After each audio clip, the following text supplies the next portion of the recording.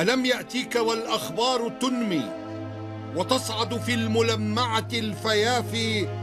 فتحنا بهرسير بقول حق أتانا ليس من سجع القوافي، وقد طارت قلوب الفرس منا وملوا الضرب بالبيض الخفاف.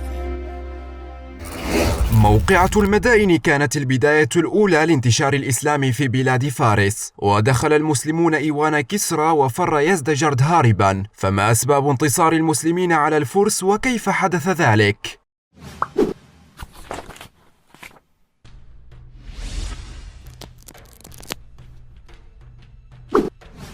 توصل المسلمون إلى سلاح جديد يعينهم على فتح هذه المدينة الصعبة، فقد أشار بعض الفرس المسلمين على سعد بن أبي وقاص بأن يستعمل سلاح المنجنيق، والمنجنيق لم يكن معروفا عند العرب، وهو نوع من الأسلحة الثقيلة يشبه الدبابات في عصرنا. فالمنجنيق جهاز ضخم جدا مثل المقلاع يلقي بالأحجار الضخمة داخل الحصون، فصنع المسلمون أكثر من منجنيق ووضعوها جنبا إلى جنب على حدود مدينة بهرسير، وبدأوا في جمع الحجارة الضخمة ووضعها في مقلاع المنجنيق ورميها على مدينة بهرسير، وبدأت هذه الحجارة تتخطى السور وتقع على أهل بهرسير. صبر أهل الحصن بعض الوقت، ولكن بعد أن زاد عليهم الضرب وكثرت أسهم المسلمين المطلقة عليهم بدأوا يفكرون في الاستسلام. وبالفعل بعدما اقترب الشهران من نهايتهما خرج رسول منهم يطلب الاستسلام، ولكن على أساس أن يصبح للمسلمين كل ما هو في غرب دجلة، وألا يقاتلوا الفرس المسلمين على هذه المنطقة بعد ذلك، وأن يكون للفرس ما في شرق دجلة. وهذا بلا شك لأنهم لم يفهموا الرسالة التي جاء بها المسلمون،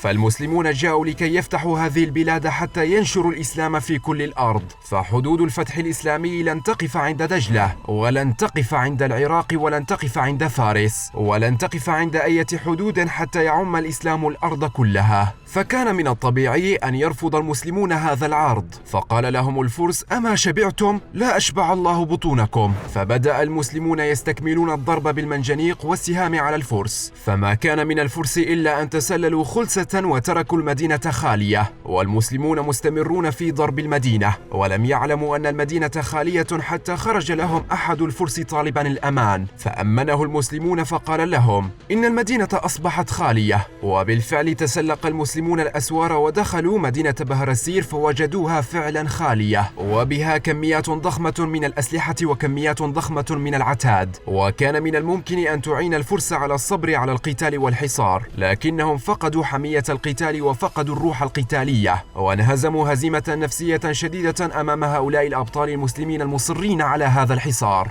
دخلت الجيوش الإسلامية الواحدة والآخر قرب منتصف الليل، وقد ذكرنا أن جيش المسلمين قد وصل في هذه الفترة إلى أكبر قوة إسلامية على وجه الأرض في هذه اللحظة، حيث بلغ قوامه 60,000 جندي مقاتل مسلم. فبعد انتصار القادسية توالى المدد على سيدنا سعد بن أبي وقاص من المدينة ومن كل الجزيرة العربية، بعد أن كسرت شوكة الفرس وعلى شأن المسلمين. وبدأ المسلمون الذين كانوا مترددين في الخروج قتال الفرس يخرجون للقتال مع الجيش الإسلامي. 60,000 مقاتل مسلم عبروا هذا السور تسلقا ودخلوا بهرسير، ولم يجدوا فارسا واحدا في المنطقة بأكملها، وأخذوا يزحفون على كل المدينة حتى وصلوا إلى شاطئ دجلة الغربي، ونظروا منه إلى الناحية الأخرى من الشاطئ فوجدوا مدينة أسفنبر، فصاح ضرار بن الخطاب: الله أكبر، هذا أبيض كسرى، هذا ما وعد الله ورسوله. بدأ 60,000 مسلم يكبرون هذا التكبير في صوت واحد استبشارا بفتح المدائن، وحتى الآن لم يعبر المسلمون إلى الناحية المقابلة، ويصل هذا التكبير إلى الناحية الأخرى إلى يزدجرد كسرى فارس وإلى جنود فارس أيضا، فيزيدهم رعبا إلى رعبهم. فالمسلمون على الأبواب وصوتهم صوت التكبير يرعب الفرس رعبا شديدا، وقد نصر الرسول ونصر أصحابه بالرعب.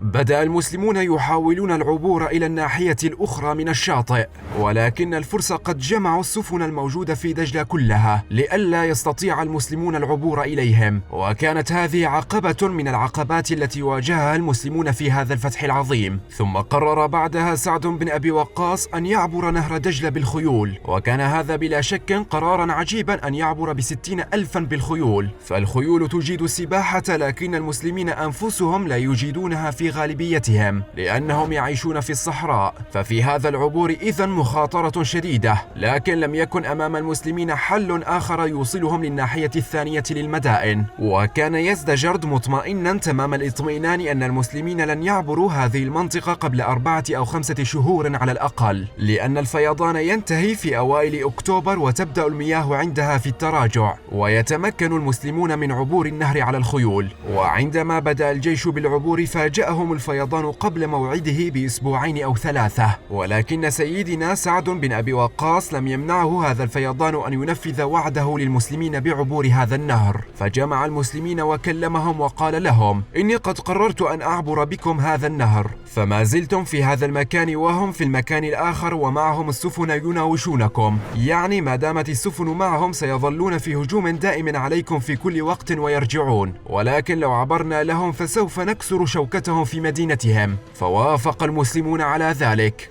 لقد كان يعلم سيدنا سعد بن أبي وقاص أن الفرس قد وضعوا على حدود المدينة خارج السور على شاطئ دجلة، وضعوا قوات فارسية للدفاع عن المدينة، وهو يريد أن تصل أقوى فرقة من فرق المسلمين إلى شاطئ دجلة في الناحية الثانية حتى تلاقي هذا الحرس الفارسي لقاء قويا وعنيفا. وكان عند سيدنا سعد بن أبي وقاص كتيبة تسمى الخرساء، وهي أقوى كتائب المسلمين، وكان سيدنا سعد بن أبي وقاص يوكل لها المهام الصعبة، وتسمى الخرساء لأنها كانت تخرج على الجيوش المعادية بدون صوت غير الهجوم المفاجئ على الجيوش المعادية دون أي تنبيه أو إنذار بالهجوم. وكان قائد هذه الكتيبة سيدنا القعقاع بن عمرو التميمي. وبالفعل بدأ 600 يجهزون أنفسهم للعبور، وأمر عليهم سيدنا عاصم بن عمرو التميمي البطل المسلم الذي له في كل موقعة ذكر. أمر سيدنا عاصم كتيبته أن يتخذوا من أنفسهم 60 فردا ليكونوا في مقدمة 600، وهؤلاء 600 في مقدمة 60,000. فخرج له 60 فارسا من فرسان المسلمين الأشداء، وطلبوا أن يكونوا على مقدمة الصفوف، فخرج بهم سيدنا عاصم بن عمرو التميمي واقتحم بهم دجلة، وأمر الجيش بأن يشرع الرماح ويلقي بالرماح في عيون الفرس، ويقول لهم: لا تضربوا الفرس في أي مكان، ولكن اضربوهم في العيون. وهذا الأمر قد تكرر من قبل في موقعة الأنبار، فقد أمر سيدنا خالد بن الوليد الجيوش الإسلامية في هذه الموقعة أن تلقي بالسهام في عيون الفرس، فأصابوا منهم في ذلك الوقت 1000 عين، وسميت موقعة الأنبار بذات العيون لأنه فقئ فيها 1000 عين للفرس. فأراد سيدنا عاصم بن عمرو التميمي أن يلقي الرعب والرهبة في قلوب الفرس من خلال مهارة المسلمين في رمي السهام والرماح، كما يريد أن يعطل قدراتهم القتالية، فإذا لم يقتل الواحد منهم فإنه يصير أعور ويترك القتال بعد ذلك. وبالفعل تقدم 60 وتبعهم 600، وبقي 60,000 واقفين على الشاطئ ينظرون ماذا سيفعل هؤلاء الأبطال 600. وبدأ سيدنا عاصم يقتحم دجلة بالخيول، وأذهلت المفاجأة الفرس، إذ كيف يأخذ المسلمون خيولهم مقتحمين دجلة وسط الفيضان؟ هذا شيء لم يكن يخطر لهم على بال أبدا، وبدأوا في إنزال قوات فارسية على خيول أيضا. فرق كبير جدا بين القوات المسلمة على الخيول وبداخلهم روح عظيمة جدا، فهم منتصرون في موقعة القادسية، وعندهم إيمان شديد بأن الله سيفتح عليهم هذه البلاد، ويفتح عليهم أبيض كسرى الذي وعد الله به ورسوله. وبين الفرس الذين تملأهم هزيمة نفسية قاسية، فهم قد هزموا هزيمة شديدة في موقعة القادسية. أضف إلى ذلك أن المهارة الإسلامية تفوق المهارة الفارسية في القتال، وكذلك تفوق الخيول الإسلامية الخيول الفارسية، فاجتمعت هذه العوامل جميعا، ودخل الفرس في حرب خاسرة منذ البداية مع المسلمين وسط المياه. والتقى المسلمون مع الفرس بالرماح، وصار الفرس بين قتيل وأعور وفار من المسلمين، وانتصر المسلمون عليهم انتصارا عظيما. وعبر سيدنا عاصم بن عمرو التميمي وكتيبته الذين معه نهر دجلة، ووصلوا الشاطئ الشرقي لنهر دجلة، ووصلوا ليقاتلوا القوات الفارسية الموجودة على الجهة الأخرى. وسيدنا سعد بن أبي وقاص على الناحية الأخرى يراقب الموقف، ويكبر هو والمسلمون كلما زاد تقدم المسلمين، وذلك يزيد حمية وحماسة الجيش المسلم، ويفت في عضد الجيش الفارسي. وبدأ المسلمون يعملون سيوفهم في الرقاب الفارسية خارج أسوار أسفنبر على الشاطئ الشرقي لنهر دجلة، حتى أتاهم رجل من داخل المدينة ونادى على الفرس قائلا: على ما تقتلون أنفسكم؟ ليس في المدينة أحد، الجهاد. كل من في المدينة هربوا، وعندما سمع الفرس هذا الكلام انهزموا هزيمة نفسية شديدة وبدأوا يفرون من أمام القوات الإسلامية. وشاهد ذلك سيدنا سعد بن أبي وقاص فأمر 60,000 بعبور دجلة على خيولهم، وبدأت القوات الإسلامية تعبر دجلة فيعبر المسلمون إلى المدينة. وفي هذا الوقت كان كسرى قد هرب من الباب الخلفي لقصره، وهرب خارج الأسوار إلى مدينة حلوان على بعد 200 كيلومتر من المدائن.